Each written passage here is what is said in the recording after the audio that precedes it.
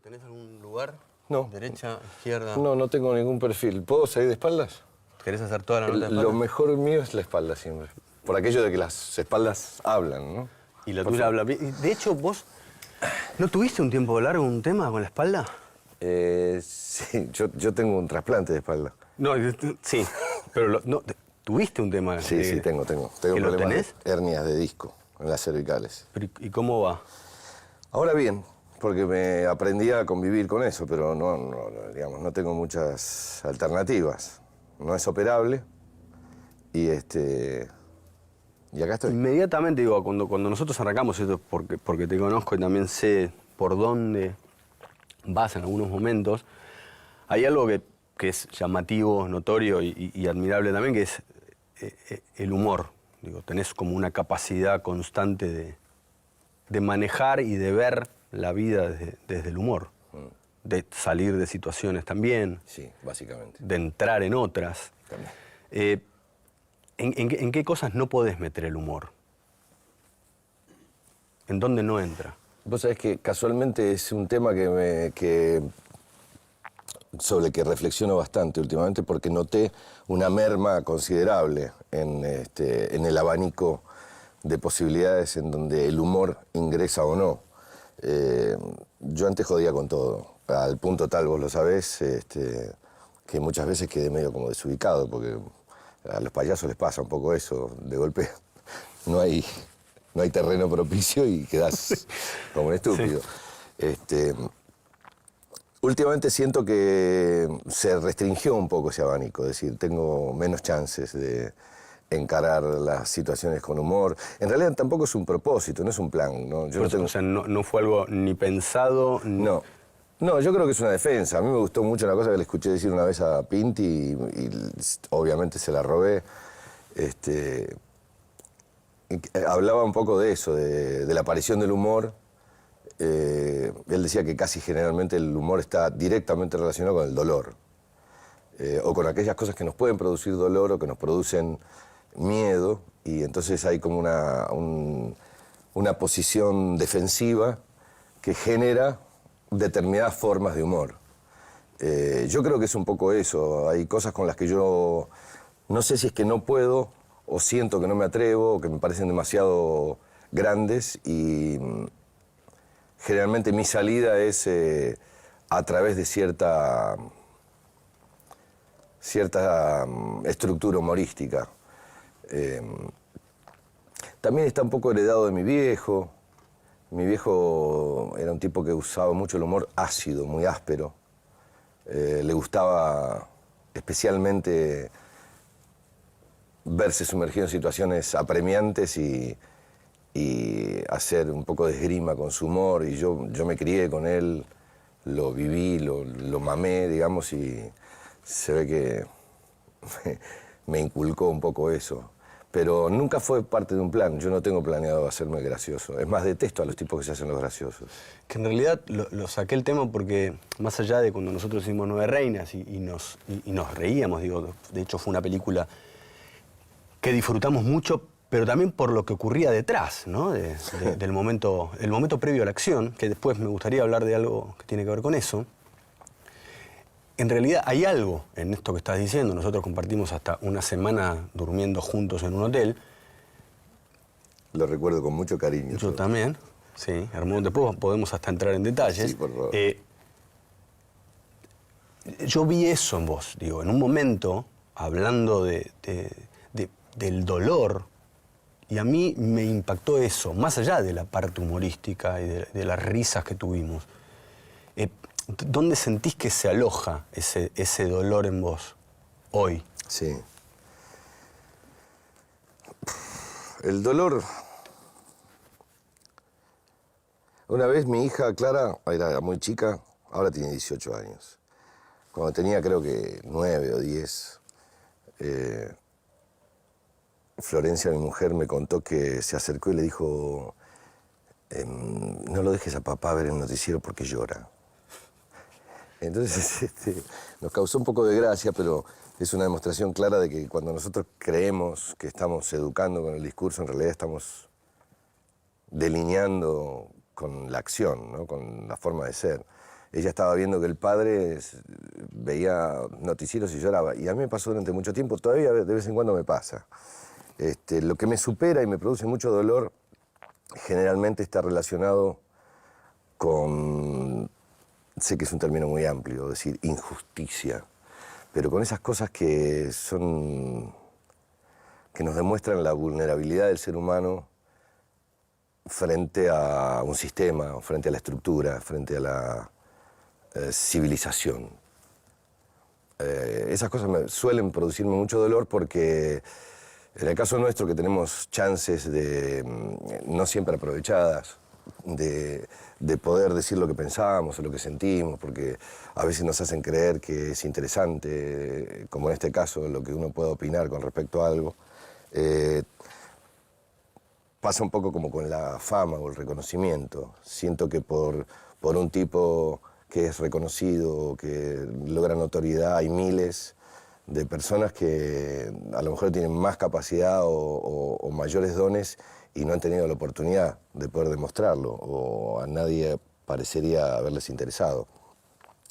Con esto me pasa un poco lo mismo. Nosotros tenemos la oportunidad a veces de decir lo que pensamos y sentimos o creemos, pero hay muchísima gente que no.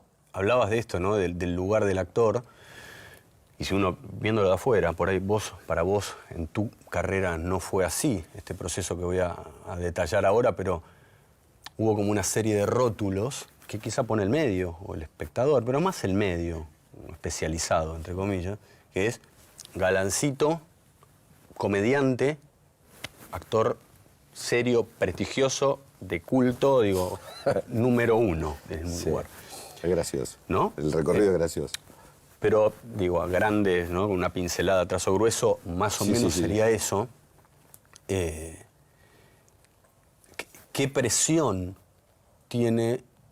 Porque uno cuando es galancito tenés que demostrar que hay otra cosa para hacer. Claro. Cuando sos comediante, sí, pero todavía te falta el drama. Hoy, que tocaste ya varios de esos colores, ¿cómo se vive siendo hoy Ricardo Darín ante los nuevos proyectos, ante los desafíos? Un consagrado, digamos. Un consagrado. ¿Cómo se convive con eso? ¿Cómo convivís? Como con las hernias de disco en la espalda. Yo creo que nuestro desaparecido amigo Bielinski decía, el lema es vivir para aprender. Sí. Yo creo que es un poco eso. Hay que aprender a convivir con las cosas como se presentan y cómo se van dando. Yo he tenido mucha suerte. Mucha suerte. Te lo escuché decir muchas veces. Sí, es que es verdad. Es verdad. Es decir, no me canso de decirlo porque no imprime del todo, porque pareciera que es un gesto de falsa modestia. Falsa modestia, sí. Que decir, bueno, claro, el actor que hoy es Ricardo Darín está diciendo yo tuve suerte. Y sí. Sí, está bien. Puede ser una falsa modestia, te conozco y sé también desde dónde lo estás diciendo, pero ¿qué es entonces? No, una cosa no invalida la otra, en el sentido de que yo no estoy diciendo que yo no trabajé, ni que no he respondido a ciertas expectativas y que me he esforzado y que me han gustado los desafíos, todo eso es cierto. A mí me gusta la movilidad, me gusta, disfruto de intentar por lo menos sacarme ciertos motes de encima, porque me parece que nosotros nos tenemos que plantear desafíos permanentemente para hacer algo básicamente por nosotros. ¿Pero te gusta ese lugar? ¿El que tenés hoy? No, a mí no me gusta ser considerado un fenómeno. Primero porque no soy un fenómeno y está muy lejos de adularme, una cosa así. Entiendo que la intención no es ofenderme ni herirme, todo lo contrario. Pero las exageraciones como los fanatismos tienden a producirme cierto rechazo. Hablando justamente del paso del tiempo, ¿cómo lo vivís? O sea, nos conocemos hace muchos años y fui viendo el paso del tiempo, físicamente hablando. O sea, me fuiste viendo cómo encaré la decrepitud. Sí, las operaciones, el voto. Con la hidalguía. Sí, todo eso. Lo que digo es, ¿cómo lo vivís igual, digo, internamente, más allá de lo externo y además de la necesidad de un actor de mantenerse en un determinado lugar para seguir laburando? Sí. ¿Cómo lo vas viendo? Y lo del paso del tiempo, es graciosamente doloroso, porque yo juego bastante con eso y trato de gastarme bromas permanentemente. A veces no me causan gracia, pero es cierto, es inevitablemente cierto que con el paso del tiempo uno se va acercando a pasos agigantados hacia su propia desaparición. Algo que no tenemos del todo conformado dentro de nuestra existencia. Las desapariciones generalmente están relacionadas con los demás y con el dolor que eso nos produce. Y es difícil asociar el dolor a la propia desaparición, porque aparentemente, no tengo muchos testimonios al respecto, pero parece que cuando desapareces no te duele nada más. Sí. Eso estaría muy bien en términos de hernias de disco. Sí. Pero el paso del tiempo es bastante traumático. Sí. ¿Puedo llorar acá? Sí. Ahí tengo... Y uno hace esfuerzos por encontrar paliativos, ¿no? Es decir, de todos modos, igual no me gusta mucho este lugar común que se produce con algunos grupos de que permanentemente están hablando de la edad que tienen. Sí. Y no, me parece que ese no es el recurso humorístico más apropiado para paliar la situación. A mí me gusta encarar las cosas con propiedad, ¿no? Y si estoy envejeciendo. Y seguramente, como contracara del dolor o de la angustia, para ser más preciso, que eso produce por la incertidumbre de qué es lo que nos va a ocurrir ahí, entiendo que, como muchas cosas, no todas, pero muchas cosas en esta vida, debe tener algo que lo balancee, y supongo yo que es el camino andado, el conocimiento, la comprensión.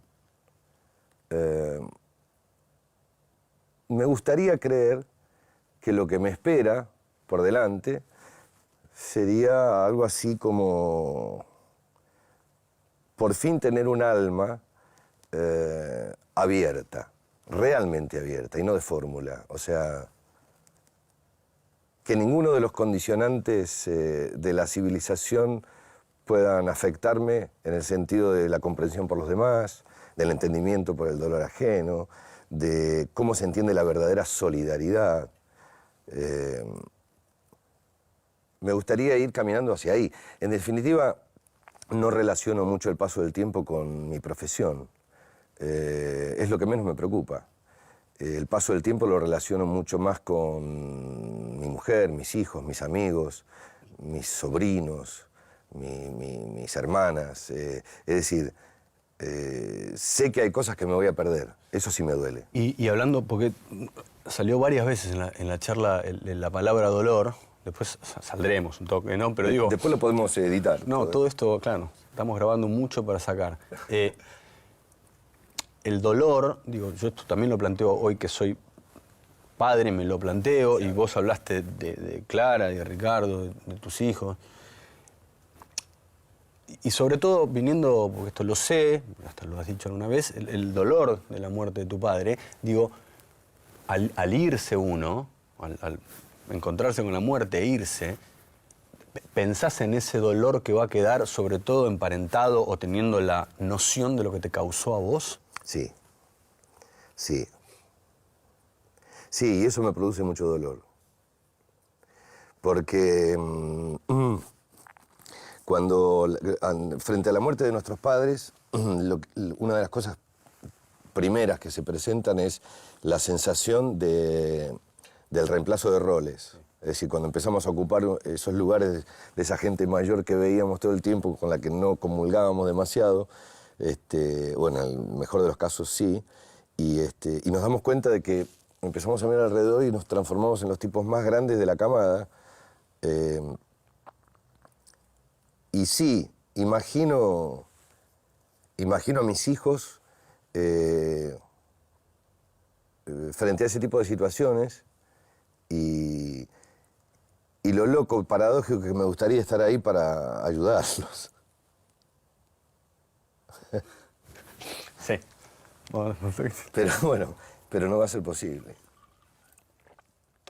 Estaba pensando en estos días, ¿no? Cuando pensaba en este encuentro, también que vos venís de una familia de actores. Sí, eso también es raro. Y Ricardo, tu hijo, está laburando. Sí. O sea, hay algo que continúa. Pero si pensás qué significa para Ricardo ser hijo de Ricardo Darín, padre, Sí, pobre. y tener el mismo nombre. Sí, sí. Lo hemos hablado bastante, lo hablamos bastante, él es bastante canchero en ese sentido. Por suerte, estas generaciones, en algunos sentidos, se van puliendo cada vez más y tienen tanta información al alcance de la mano y sus cabezas están precisamente obligadas a procesar tal cantidad de información que procesan las cosas de una manera muy veloz y muy rápida, y muchas veces nos encontramos con que ya te va a ocurrir, que uno toma todo un trabajo para un planteo y de golpe uno de tus hijos te dice, ya entendí, papá, no te preocupes. Lo hemos hablado esto, es pesado, yo lo sé, y además he observado, lo peor que le puede pasar a un chico es tener un padre conocido, famoso. Es una cosa bastante difícil, y todos aquellos que viven esa situación deberían prestarle especial atención a lo que ocurre con los chicos, ¿no? Porque hay cosas que son difíciles de digerir. Él tiene a su favor el hecho de que desde muy chiquitito hemos ido hablando de estas cosas, de la manera en que pudimos y cómo se presentaban las situaciones. Yo creo que, yo lo miro al revés, yo creo que el hecho de que el día que él me confesó que quería ser actor, que fue un día a la madrugada en la cocina de casa, estaba perfilando para un lado totalmente distinto. ¿Te acordás esa madrugada? Sí, perfecto. ¿Y qué te pasó? Digo, ¿cómo fue la sensación de escuchar esa claridad de un hijo para decirte una cosa así? Bueno, reaccioné haciéndole honor al viejo axioma de que cuando llega el momento en que somos padres y nosotros creíamos que íbamos a hacer todo lo contrario de lo que hacen nuestros padres con nosotros, en ese momento hacemos exactamente lo mismo que hicieron con nosotros. O sea, aparentemente tiene que ver con los ciclos vitales y es difícil escapar, a menos que uno esté elevado. Él me planteó en un momento de desazón, de incertidumbre así profesional o de camino a seguir, me dijo, ¿vos qué opinarías? O sea, con muchos condicionantes, ¿no? Mi vida, poca. Claro, si yo te dijera que quiero ser actor. Yo lo veía un poco venir, dije, ¿qué opinaría? Yo es lo de menos. Le digo, lo que menos nos puede importar en este caso es qué pueda opinar yo. No para él, claro. Digo, yo creo que lo importante es que vos vivas la experiencia de investigar en vos mismo y saber si es eso lo que querés hacer. Porque yo creo en otro orden de cosas no hay nada garantizado en caminos a seguir. Pero tengo la sensación de que si uno tiene la posibilidad de sublimar su verdadera identidad con una profesión, está mucho más cercano a poder alcanzar ciertos pasajes de felicidad en la vida que se tiene que necesariamente tomar un camino diferente para sobrevivir. Entonces le digo, mirá, me parece que está bueno, me parece que está muy bien que vivas esa experiencia y que te investigues, pero no te pongas presiones, le digo, no te obligues a ser actor.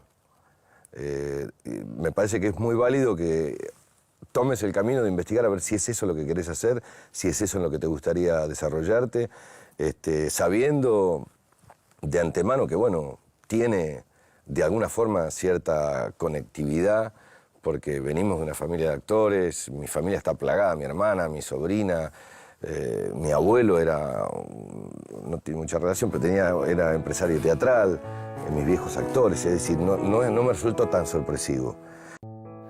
Recién hablaste de Fabián Bielinski,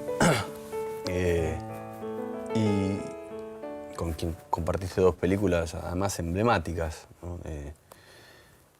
Nueve Reinas que compartimos y El Aura, y con lo que venía, con lo que todavía podía dar Fabián, ¿no? Como... Sí.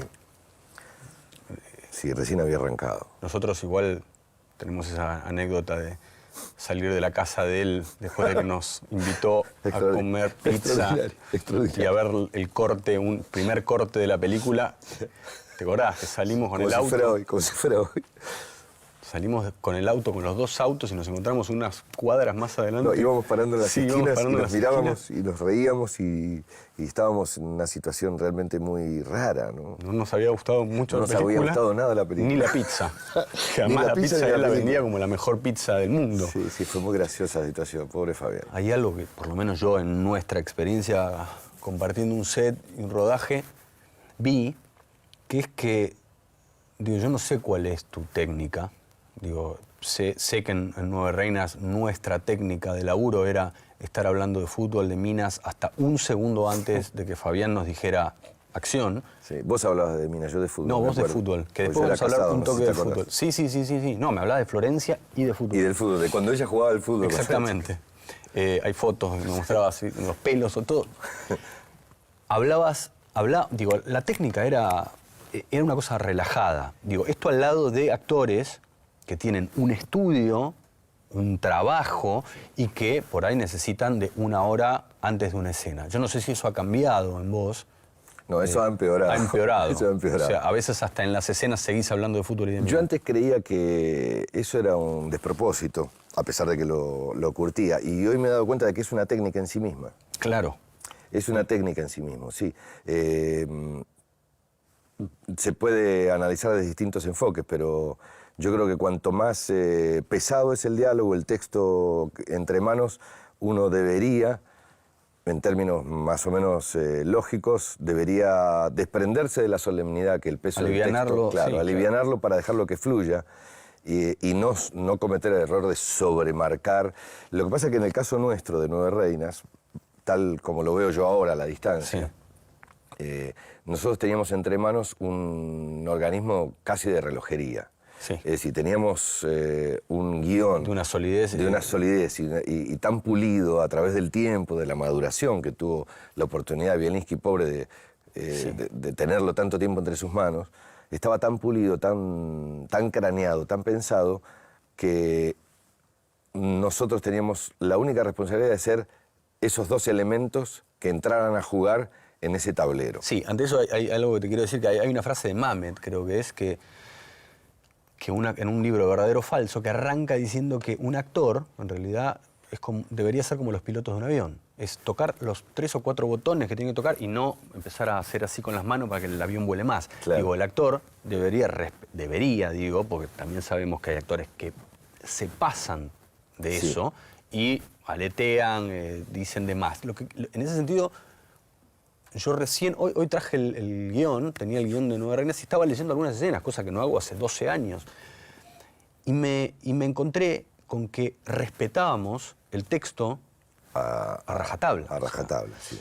Entonces lo que digo es, y también hoy entiendo que era una técnica lo que nosotros estábamos haciendo, esto de hablar de mina, de fútbol, hasta el momento de entrar, porque era entrar relajados. Sí, lo que queríamos era que nos sorprendiera el texto. Sí. El juego era que estos tipos que se conocen 24 horas, que no tienen, aparentemente, y ese es el juego, no tienen referencias anteriores uno del otro, que se sorprendan con las cosas que se van presentando. Ese era un poco el juego. Y yo creo que lo que nos pasó a nosotros dos, personalmente, en ese trabajo, fue que nosotros utilizamos todos los tiempos fuera de campo, o sea, fuera del cuadro, para agilizar Sí. la fluidez entre vos y yo. Sí. Y creo que eso se trasladó económicamente a la pantalla. Totalmente. Porque no hicimos de amigos. Precisamente hacíamos de dos tipos que no eran amigos. Y me parece que nos funcionó muy bien esa técnica. Yo hoy estoy casi en condiciones de asegurar que es una técnica. Alejarse lo más posible del texto para permitir, si la actuación es un juego de recreación y el intento es hacerme creer que lo que está ocurriendo es verdadero y es cierto,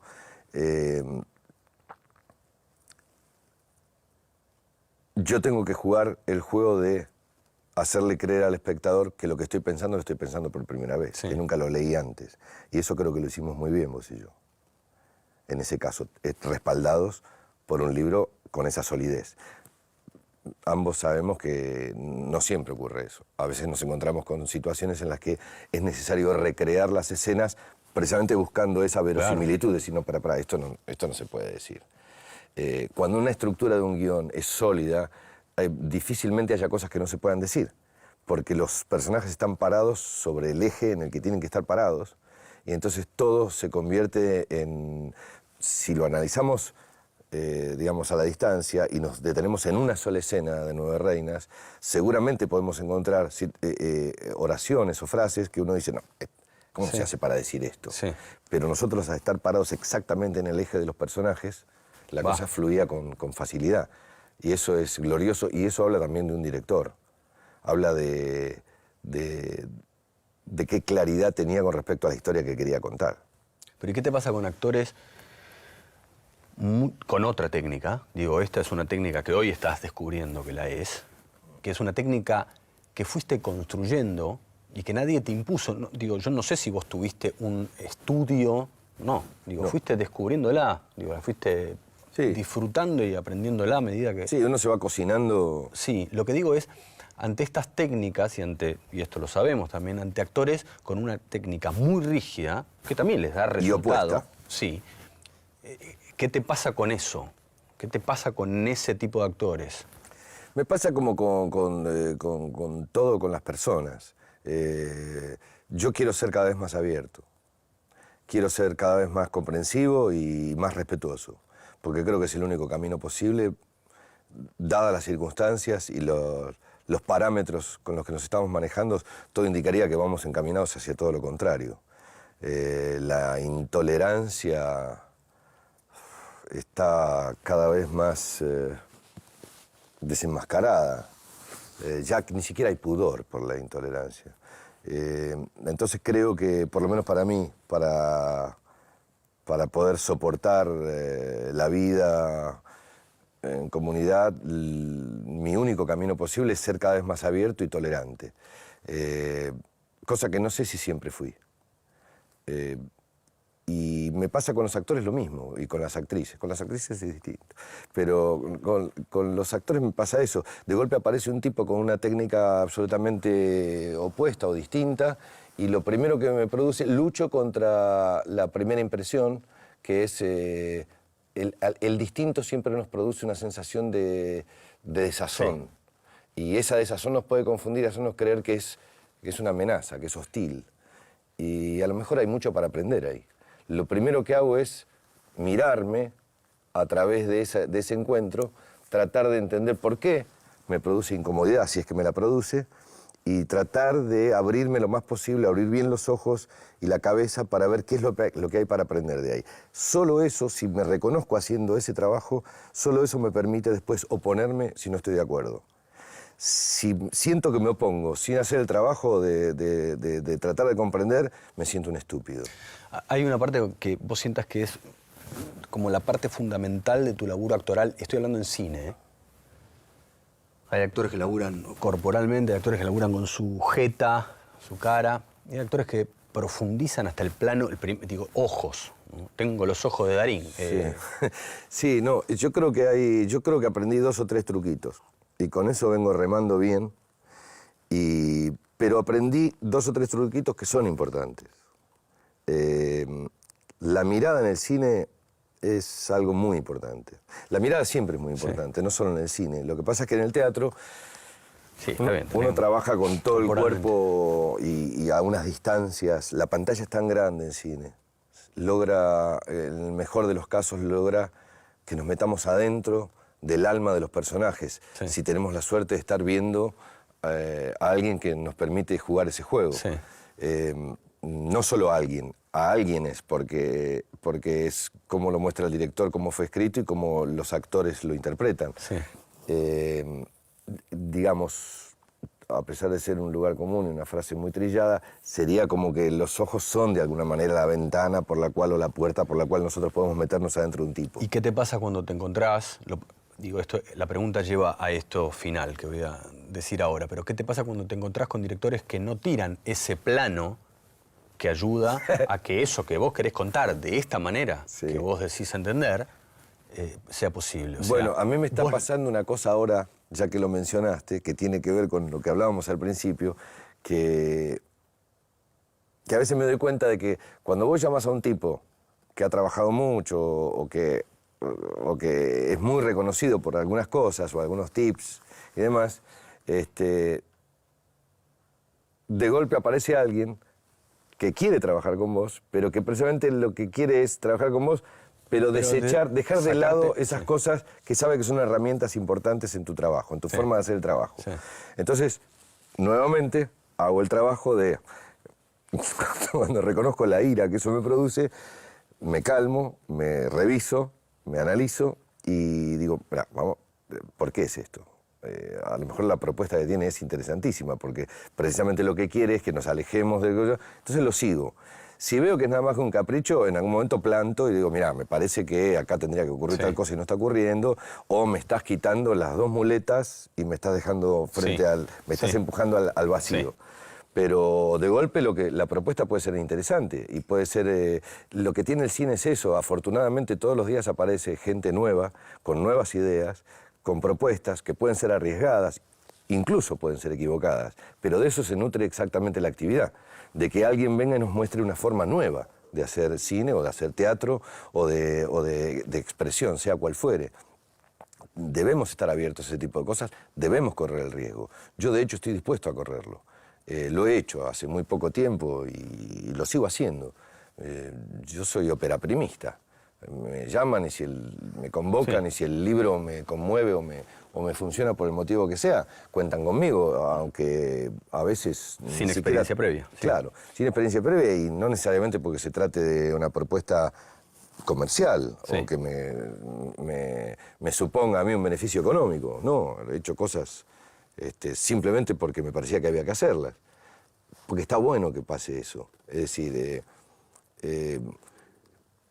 es como todo, trato de entender y si entiendo me pongo contento porque es un rejuvenecimiento considerable, siento que estoy aprendiendo algo y me habilita también a poder participar, a decir qué opino y meterme, que es lo que más me gusta. Si veo que no, que es un cliché o que si es una especie de capricho, porque sí, porque entonces, bueno, lo llamo a Darín para trabajar esto, pero quiero que haga una cosa que no... Sí, porque no me gusta cómo trabaja Darín, entonces eso se delata rápidamente y bueno, ahí hay problemas. Como hablamos, compartimos Nueve Reinas y también compartimos alguna vez alguna cancha de fútbol jugando... De hecho, no me acuerdo por qué me acuerdo de algunos partidos en Mar del Plata. Sí, porque jugamos en Mar del Plata. Sí. Y después un partido cerca de Mar del Plata, no sé si no fue en Chapadmalal, bueno, algún lugar así. Y pensaba, y algunas hasta jugamos al tenis también. Sí. Pero pensaba que... Nos gusta jugar. Nos gusta jugar. Nos gusta jugar. Pero pensaba una cosa que así como en el set, digo, sos un compañero súper generoso en ese sentido, ahí viene el pero, digo, no, sos súper generoso y abierto y estás laburando y sos un actor que labura con el otro, digo, que se nutre y nutre al otro. En la cancha eras insoportable. Sí. Pero insoportable, que además después hablé con otra gente y me dicen, no, es insoportable. Un jugador que todo el partido está hablando, pero todo el partido. Soy como el Patito López, que vio el Mundial... Claro. Creo que de Francia, se compró unos botines y nunca había jugado al fútbol, y apareció con los botines y se los puso y como había visto un mundial creía que sabía jugar al fútbol y se paró en la cancha, nunca se movió, pero decía que era lo que había que hacer. Sí, yo tengo un caso que es peor que ese, porque ustedes lo pueden notar porque vos especialmente sos un gran jugador de fútbol y muchos de los que formaban parte de los grupos en los que formamos jugaban muy bien. Lo mío siempre pasó por un tema de velocidad con las piernas, que ya por supuesto no tengo. Un 7. Yo creo que fui el último tipo que jugó contra la raya. Pero me ha pasado una cosa muy curiosa con Gaby Sabatini. Sí. Con Gaby Sabatini tuve la oportunidad de jugar muchas veces al tenis, dobles, ella y yo contra otras personas. Sí. Y jugábamos al pádel también. ¿Y también le decías cosas a Gaby? No, era muy gracioso todo lo que se produjo. O sea, todo el combo es muy gracioso, porque yo no solo le decía cómo había que jugar, dónde se tenía que parar en la cancha, sino que ella me hacía caso. O sea, esto visto desde afuera resultaba realmente ridículo. Ridículo. Esto me pasa por ver mucha televisión. Digamos, de ver tantos deportes por televisión te hace suponer que conoces en profundidad cada deporte y que los argentinos somos todos técnicos de algo, sí, por algún motivo. En el fútbol creo que mis imposibilidades, mi falta de capacidad para resolver en una baldosa, me ha hecho no solo admirar y envidiar profundamente a aquellos habilidosos, sino que he tratado de suplirla con un diálogo que pudiera cubrir mis falencias. Es decir, se supone que si un tipo describe qué es lo que hay que hacer dentro del campo de juego, alguna noción tiene. Y esperaba un pelotazo, correr y hacer lo mío, que era eso de llegar hasta allá y tirar el centro y de vez en cuando hacer un gol. Pero sí, soy insoportable. Pero no solo soy insoportable en muchos aspectos.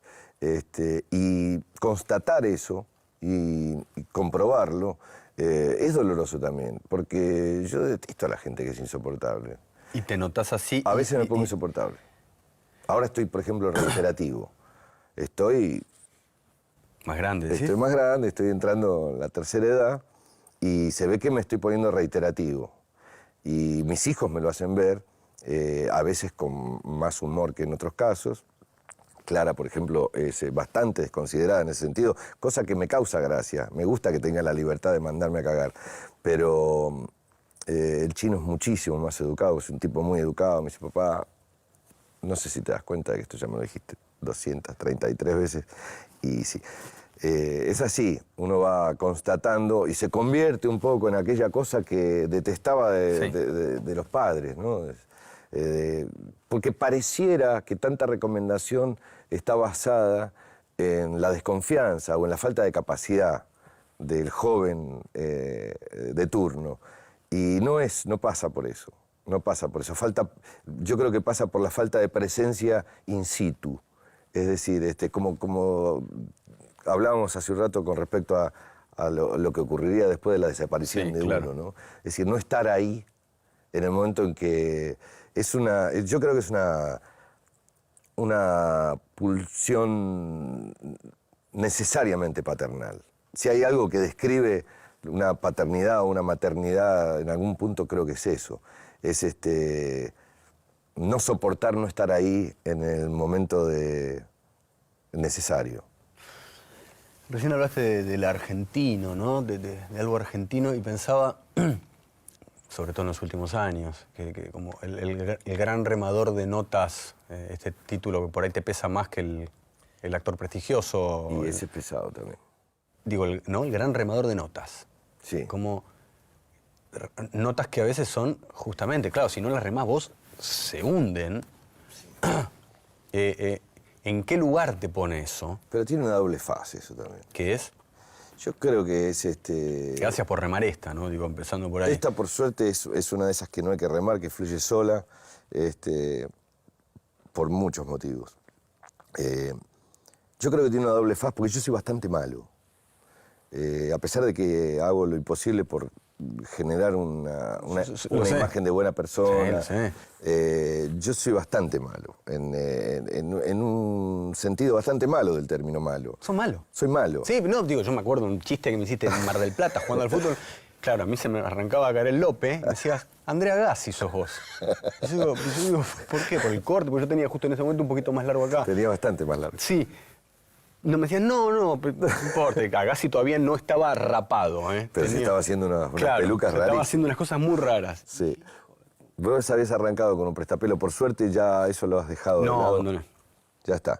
No, es un laburo menos. Sí. No, soy malo en el sentido de que soy bastante ácido, bastante jodido, y de golpe aparece un chico. Yo pasé ya por el fenómeno de que venga un tipo y te diga, si me das la nota, quedo como efectivo en la radio. Y vos decís, pero no me podés tirar esto a mí, que soy un estúpido. O sea, termino yéndome a comer con el tipo. Yo creo que todo eso es por culpa o por problemas en la infancia, te cayó un helado y no te lo repusieron. Porque si no, no sé por qué uno se tiene que hacer cargo de cuánto te planteen los demás. Yo atravesé gran parte de mi vida haciéndome cargo de ese tipo de cosas, insisto, no por buena persona. Creo que para tratar de mejorar mi imagen con respecto a mí mismo. Afortunadamente eso lo voy a Una cosa más, y es para mejorar la imagen, hay una presión también de encantar y de gustar. Eso cada vez menos. Eso me pasaba cuando era chico, sí. Porque sos un seductor, digo. Eso... Sí, pero los seductores que quieren ser seductores a mí no me seducen. A mí me seduce de las personas el que no hace ninguna fuerza y que tiene cosas naturales que son atractivas, qué sé yo, la frescura de una persona, la espontaneidad, la transparencia, la honestidad, la sinceridad, son cosas que me seducen, sea quien sea. Cuando alguien se hace el honesto, no me seduce. Cuando alguien se hace el gracioso, no me seduce. Esto no significa que yo que tenga un plan y trate de... A veces caigo en esas cosas, qué sé yo. De golpe aparece alguien a quien, no sé, te choquea conocer y decís un par de estupideces. Está bien, es normal. Pero lo cierto es que he dejado de tener un foco de atención puesto en que es responsabilidad mía el estado de ánimo del grupo. Eso ya me pasó. Eso ya me pasó y sé que no es así, no está bien, no, es algo que no me debo hacer a mí mismo porque implica un esfuerzo sobrehumano, no siempre agradecido y reconocido. Y por otra parte no es justo para nadie, porque a lo mejor te estás ocupando un espacio que podría ocupar algún otro y le saque más provecho. He sido de esas características, ya cada vez menos. Y esto está emparentado un poco con aquella cosa que te hablaba de la cierta pérdida del humor aplicado a todo, ¿no? Es decir, no estoy muy preocupado en ser gracioso ni nada. Trato de ser, al contrario, me parece que estoy tratando de estar relajado. Y a veces lo consigo. En esta oportunidad lo estoy consiguiendo. Yo estaba pensando también una cosa que tiene que ver con... Alguna vez en La Habana estaba con Bardem, con Javier Bardem y con otro grupo de actores, y Javier decía, Darín es el puto amo de la actuación. Y yo decía... Es un tarado. Claro, y yo pensaba, ¿no? En un momento, esto fue creo que antes de que Javier fuera a vivir a Los Ángeles. Sí. Y pensaba, bueno, después Javier fue. ¿Qué te pasa a vos con Hollywood, más allá del no manejo maravillosamente bien del inglés como herramienta, pero bueno, Bandera fue también, digo, con las posibilidades de ir, ¿qué te pasa a vos con la ambición, con ese lugar de la ambición actoral, expresiva, actoral, por ahí hasta a veces solamente es una cuestión de marketing, Hollywood? ¿Qué te pasa con eso? ¿Y qué te pasó con los premios? ¿No? Hasta con el Oscar del secreto de sus ojos. Y es difícil la relación con todas esas cosas, ¿no? Porque a mí me gustaba pensar que yo no era ambicioso. Ideológicamente me hacía bien y me hacía sentir cómodo.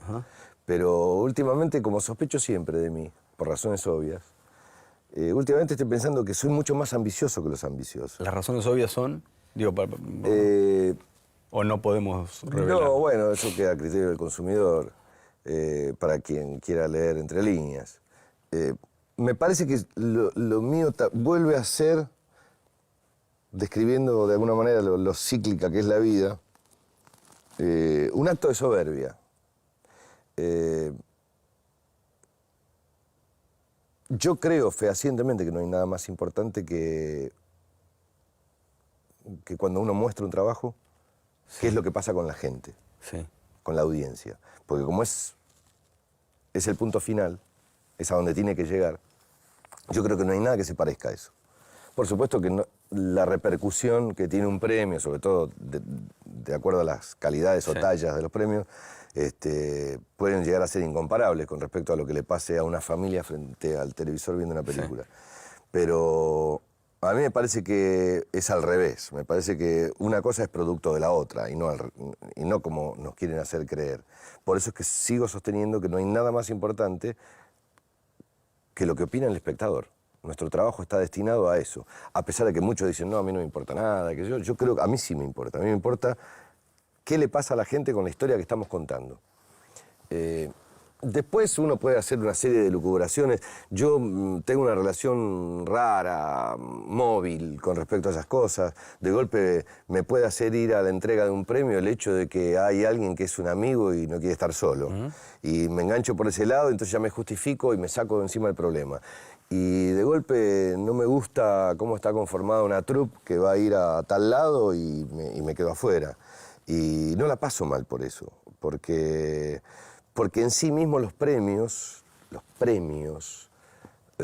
son polémicos. Yo los siento como polémicos. Tantas veces he estado en desacuerdo con premios que se han entregado, pensando y generando la propia contradicción de que en realidad los merecían otros. Y después la pregunta es, bueno, pero a mí qué me importa si tampoco confío tanto en el premio. Sí. Es decir, toda esa confusión que se me produce me sugiere mantenerme lo más al margen posible, si puedo. Y he tratado de ser fiel a eso todas las veces que pude. A veces no, y he tenido que caer. Pero la verdad es que creo que lo de los premios imprime mucho más en el afuera que en uno mismo. Es decir, uno no anda... Me acuerdo de aquella película de Woody Allen, creo que era Sueños de un seductor, donde recibía una mina en la casa y se sentaba en la cosa y tenía una lámpara acá y se colgaba unas medallas del colegio y les esgrimía las medallas y se las ponía por acá. Es un poco eso, es decir, si vos te terminás creyendo merecedor de un premio, estás en el horno. Porque Terrible. sí, si estás laburando para eso, ni hablar. Pero por supuesto, y hay que reconocerlo, justo reconocerlo, hay premios que tienen tanta trascendencia que modifican mucho el afuera y se transforman en algo agobiante. Lo que pasó con nosotros con El secreto de sus ojos, no me quiero ni imaginar lo que le habrá pasado a Campanella. Pero como Campanella tiene la suerte de que no todo el mundo sabe que Campanella es Campanella, mucha gente sí lo sabe, pero mucha otra no. Suerte que yo no tengo. Lo que ocurrió por ejemplo, me ha costado un huevo hacerle entender a la gente que yo no me gané un Oscar. Que a mí no me dieron un Oscar por interpretación. Que no sé qué me ocurriría en ese caso. A lo mejor tengo que revisar todo esto que te estoy diciendo ahora. Sí. Claro, podría ocurrir también, porque somos seres humanos.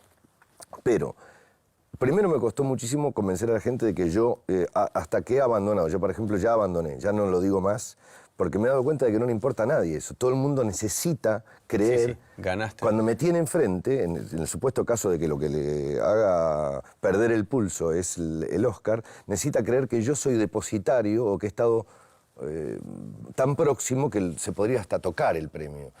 Y entonces abandoné la idea de convencerlo de que yo no recibí ningún Oscar.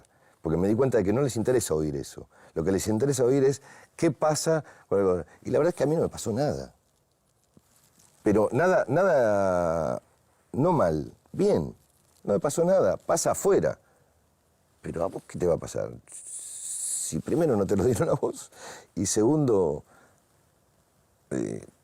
no modifica nada. Hollywood como actor, más allá ahora de los premios, ¿es algo que ocupa algún lugar en tu corazón, sueños? No, últimamente filmé con un actor del que me hice muy amigo y vos serías como hermano de él, si se conocieran, que se llama Jérémy Renier. Es un actor belga. Vino a filmar acá una película que hicimos de trapero y que se está por estrenar.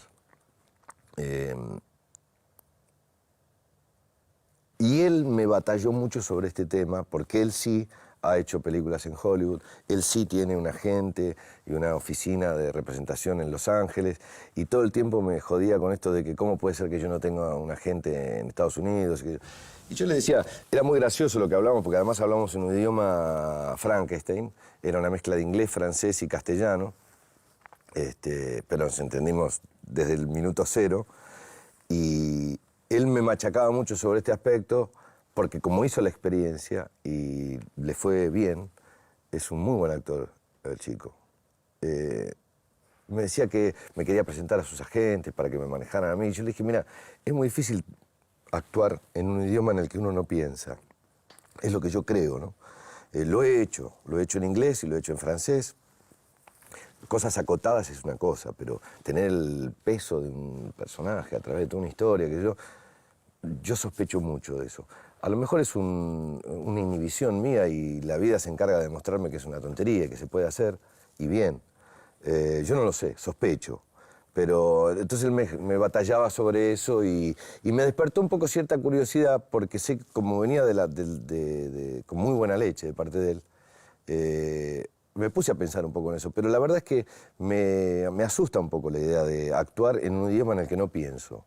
Es decir, hacer de cuenta que pienso en ese idioma, yo con esta cara, va a ser difícil.